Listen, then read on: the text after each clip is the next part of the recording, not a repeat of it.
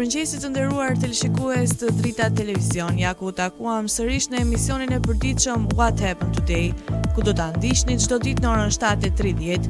Data sot shënon 1 maj dhe ne kemi përgatitur për ju disa informacione të cilat lidhet pikërisht me këtë datë. Ju ftoj që t'i ndiqni.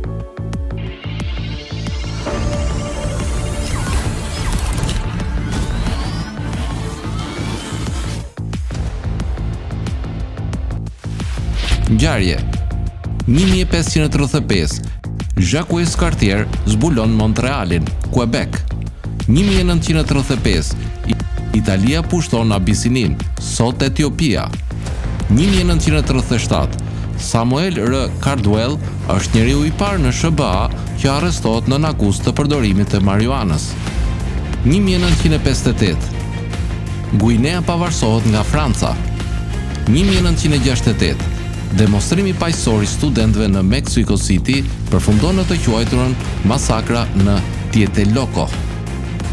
1990, rrëmbet aeroplani kinez Boeing 737 dhe gjatë uljes në Guangzhou ndeshet me 2 aeroplan të tjerë duke mbetur të vdekur 132 njerëz. 2006, vriten 5 vajza nga Charles Carl Roberts në një shkollë në Nickel Mines, Pennsylvania, pastaj vrasësi bën vetvrasje. 1 maj. Ngjarje.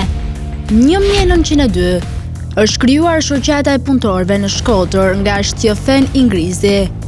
2004 Çekia, Estonia, Hungaria, Letonia, Lituania, Malta, Polonia, Çipro, Slovakia dhe Slovenia.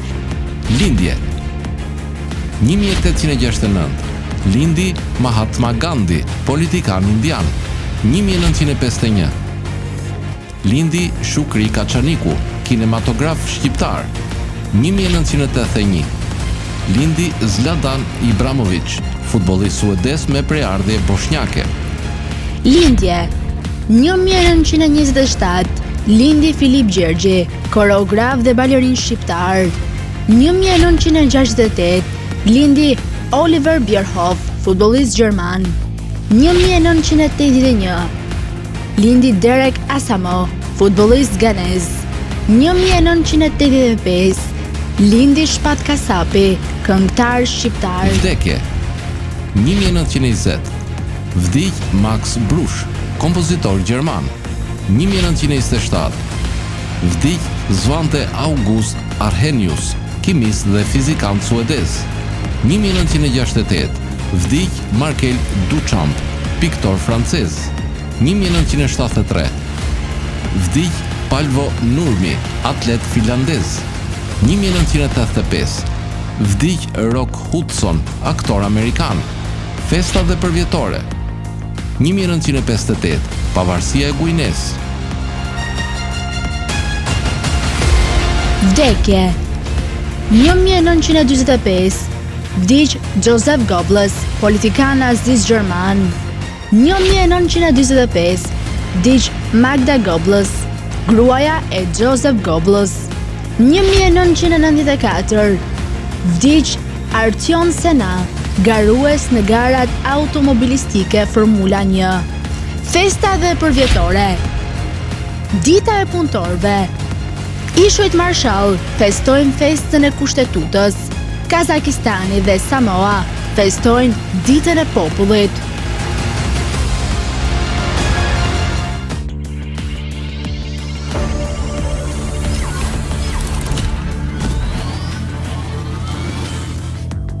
Sot për ju kemi përgatitur biografinë e Saddam Husseinit, i cili ishte presidenti i 5 i Irakut.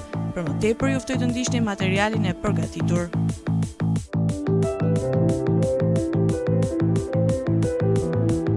Saddam Husseini lindi më 28 prill 1937, vdiq më 30 dhjetor 2006. Ishte një politikan dhe revolucionar iraken që shërbeu si presidenti 5 i Irakut nga viti 1979 deri më 2003. Ai gjithashtu shërbeu si kryeministër i Irakut nga viti 1979 deri më 1991 dhe më vonë nga viti 1994 deri më 2003.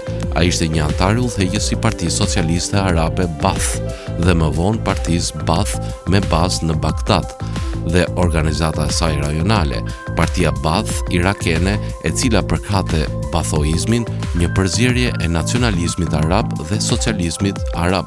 Saddami lindi në Alavia, afër Tikrit, në një familje të shquar muslimane sunite. Ai u bashkua Partisë Socialiste Arabe Baath në vitin 1957 dhe Partisë Baath me bazë në Bagdad dhe organizatës së saj rajonale, Partia Baath irakene. Ai luajti një rol kyç në revolucionin e 17 korrikut dhe u mërua zëvendës president nga Ahmed Hassan el-Beker. Gjatë kohës së tij si zëvendës president, Saddami shtetëzoi kompaninë e naftës së Irakut, duke diversifikuar ekonominë irakene. Ai kryesoi luftën e dytë Irako-Kurde 1974-1975. Pas dorëheqjes së el-Beker në vitin 1979, Saddam mori zyrtarisht pushtetin, megjithse ai kishte qenë tashmë kreu de facto i Irakut për disa vite. Pozicionet e pushtetit në vend ishin kryesisht të mbushura me arab sunit, një pakicë që përbante vetëm 1/5 e popullsisë. Në vitin 2003, Shtetet e Bashkuara dhe aleatët e tyre pushtuan Irakun, duke akuzuar në mënyrë të rreme Saddamin për zhvillimin e armëve të shkatërimit në masë dhe për lidhje me Al-Qaeden. Partia Baath u ndalua dhe Saddami u fsheh.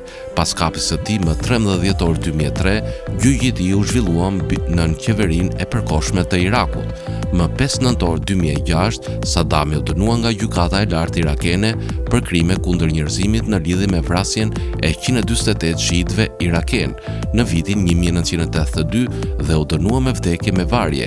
Ai u ekzekutua më 30 dhjetor 2006.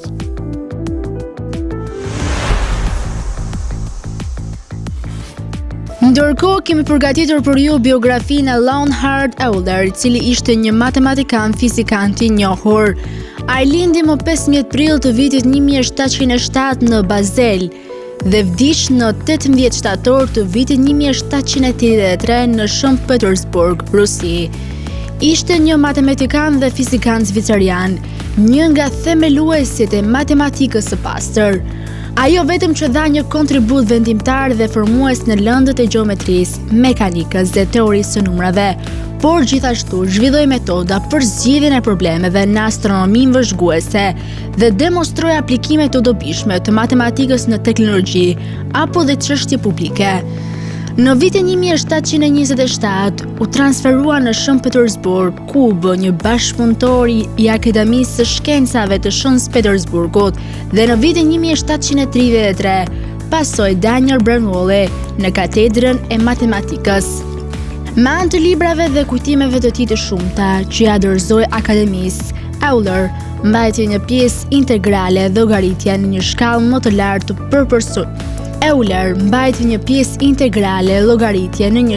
të lartë të përsosmërisë, zhvilloi teorinë e funksioneve trigonometrike dhe logaritmike, reduktoi operacionet analitike në një thjeshtësi më të madhe dhe hodhi dritë të re në pothuajse të gjitha pjesët e matematikës së pastër. Duke tejkaluar veten, Euler në vitin 1735 humbi shikimin e njërit sy.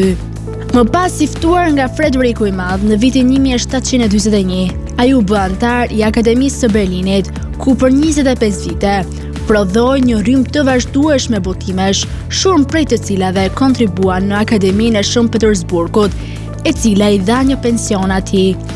Në vitin 1748, ai zhvilloi konceptin e funksionit në analizën matematikore, përmes të cilit variablat lidhen me njëra tjetrën dhe në të cilën ai avancoi përdorimin dhe sasitë përfundimtare.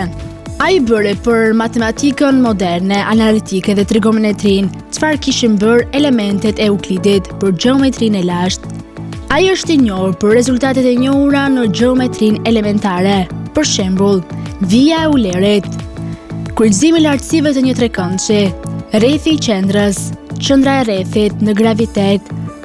Ai ishte përgjegjës për trajtimin e funksioneve trigonometrike, domethënë marrëdhëniet e në këndi me dy brinjët e një trekëndshi, si raporte numerike dhe jo si gjatësi të vijave gjeometrike dhe për lidhjen e tyre përmes tash të quajtur identitet.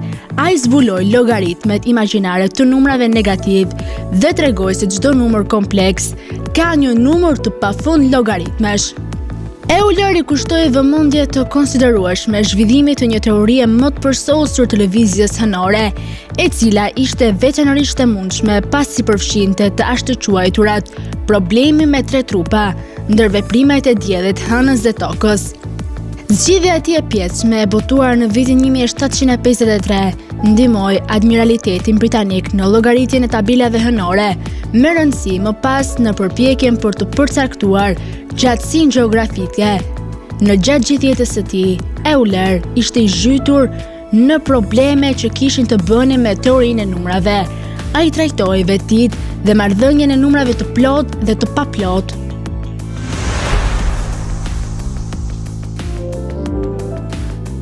Kalojmë në rubrikën kuriozitete, ku sot do të flasim për futbollin. Si u emërtua ai me këtë emër? Futbolli referohet një numri sportesh që përfshin në shkallë të ndryshme gjuajtjen e topit me këmbë për të shënuar një gol. Më i famshmi nga këto sporte është futbolli asociuar ose thjesht futbolli, siç njihet gjerësisht.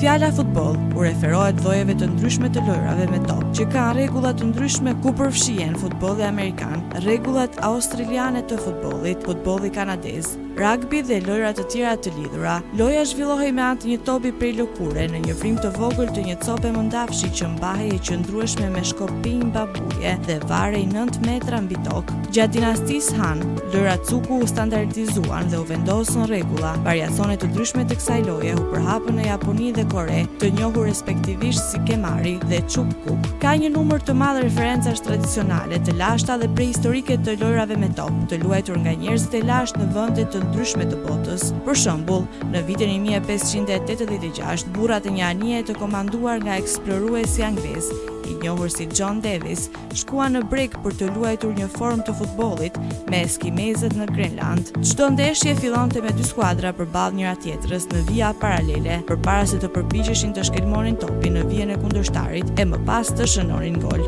Një lojë 2 emra. Por pse amerikanët e quajnë ndryshe futbollin? Historianët amerikanë u hynë studimeve për të zbuluar se përse amerikanët e thrasin ndryshe futbollin. Fjala soccer është në fakt një term britanik që vjen nga loja Association Football, i cili në vetvete është futbolli që luhet edhe sot. Përdorimi i fjalës soccer daton 200 vite më parë. Sipas fjalorit të Oxfordit, përdorimi i fjalës futboll në anglisht ishte në vitin 1486 e gjithë historia fillon në vitin 1863 në Angli, ku futbolli rugby dhe futbolli aktual i quajtur futbolli asociuar u ndanë në rrugë të ndryshme dhe kur u krijua Football Association në Angli, i pari trup drejtuesi i futbollit. Studiuesit kanë zbuluar, ndryshe nga sa besohej se fjala soccer e ka origjinën në Britani në fund të shekullit 19, studimi zbuloi se britanikët ndaluan së përdoruari fjalën soccer vetëm 30 vjet më parë. Amerikanët shpikën variantin e tyre të lojës, të cilën e quajtën thjesht futboll, në fillim të viteve 1900. Kjo është arsyeja përse futbolli që njihet nga gjithë bota u quajt soccer në Amerikë, sepse ata e kishin modifikuar tashmë versionin e futbollit evropian dhe i kishin vënë futboll, ndërsa versionin origjinal e quajnë soccer. Tani do të kalojmë në rubrikën e shëndeti. Sot kam përzgjedhur portfolion e vlerave ushqyese të frutit gamboç. Gamboç është një frut tropikal me origjinë nga Azia Juglindore. Fruti ngjan një kungull i të vogël dhe kthehet në të verdh nga jeshile kur piqet. Shija tipike e thartë e bën frutin një përbërës të shkëlqyeshëm për ushqimet. Përfitimet shëndetësore të gamboç mund të përfshijnë oreks i kontrolluar, tregtje më të mirë, lehtësim të kapsllëkut, kolesterol i reduktuar, inflamacion i reduktuar, trajtim i sëmundjes inflamatore të zorëve, hidratimi, imunitet i rritur, humbje peshe. Gamboç është pa gluten, jo në alergjen ushqimor i zakonshëm. Ai ka shumë vlera medicinale. Përdoret gjërësisht në disa vende për të bërë ilaçe. Ndihmon në kontrollin e oreksit. Ndihmon në nxitjen e tretjes dhe shëron shumë probleme që lidhen me stomakun. Gamboç përdoret për reumatizma, ankesa të zorëve si kapsllëku dhe parazitet e zorëve. Gamboç përdoret kundër artritit dhe disa sëmundjeve të ndryshme. Ndihmon në uljen e kolesterolit në gjak. Gamboç përdoret për të bërë produkte për humbje peshe. Ai përmban acid hidrostitrik, i cili lufton kundër obezitetit, rrit fuqinë e imunitetit, mbron mëlçin nga alkooli dhe toksinat e tjera të dëmshme. Gambox ka veti të mrekullueshme antiinflamatore dhe është veçanërisht i dobishëm për njerëzit që vuajnë nga sëmundjet inflamatore të zorëve. Ata do të përfitojnë shumë nga marrja e këtij fruti pasi ka veti antiinflamatore dhe gastrombrojtëse. Gambox për ulçën gastrike. Tradicionalisht, Gambox përdoret si një ilaç për trajtimin e ulçërës gastrike, pasi ka veti të mrekullueshme në parandalimin dhe kurimin e kësaj sëmundje. Vetit antibakteriale. Ai shfaq veti të mira kundër baktereve. Gjithashtu është përdorur për diabetin, pasi redukton nivelet e sheqerit në gjak nëse merret në sasi të mëdha, kështu që është i mirë për pacientët me diabet. Ul kolesterolin. Mënyra tjetër kryesore që Gambox është në gjendje të ndihmojë ata që përdorin atë për të humbur peshën është dhe optimizimi e ekuilibrit të kolesterolit në trup. Duke qenë se përmban mjaft komponime të cilat janë mjaft të rëndësishme, ato ulin nivelet e kolesterolit të keq dhe rrisin nivelet e kolesterolit të mirë. Tani ju ftoj të ndiqni parashikimin e motit për ditën. Territori shqiptar për datën 1 maj 2026 do të karakterizohet nga kushte atmosferike relativisht të paqëndrueshme me alternime mes kthellimeve, vranësirave dhe rreshjeve të lehta lokale. Paraditja do të ketë intervale me diell në zonat perëndimore, ndërsa në zonat lindore dhe qendrore do të ketë vranësira dhe rreshje të her pas hershme. Pasditja vijon me mot të ngjashëm dhe përmirësime të përkohshme. Temperatura minimale pritet të zbresë deri në 1 gradë Celsius, ndërsa ajo maksimale do të arrijë deri në 21 gradë Celsius. Gjatë ditës priten rreth 5 deri në 7 orë me diell. Era do të fryejë lehtë nga drejtimi veriperëndimor me shpejtësi 2 deri në 4 metra për sekond. Deti do të ketë dallgëzim të ulët rreth 1 deri në 2 ball. Indeksi ultraviolet për Tiranën pritet të jetë mesatar rreth 5. Sipas të dhënave astronomike, lindja e diellit në Tiranë do të jetë rreth orës 5:31 minutë, ndërsa perëndimi rreth orës 19:44 minuta. Temperaturat minimale dhe maksimale për disa qytete kryesore të Shqipërisë do të jenë si më poshtë: Shkodër 9 deri në 18 gradë Celsius. Kukës 1 deri në 14 gradë Celsius. Peshkopi 3 deri në 13 gradë Celsius. Tiranë 10 deri në 19 gradë Celsius. Durrës 9 deri në 21 gradë Celsius.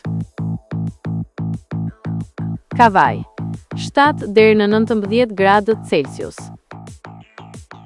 Elbasan 9 deri në 18 gradë Celsius. Berat 10 deri në 19 gradë Celsius. Korç 1 deri në 10 gradë Celsius. Vlorë 9 deri në 26 gradë Celsius.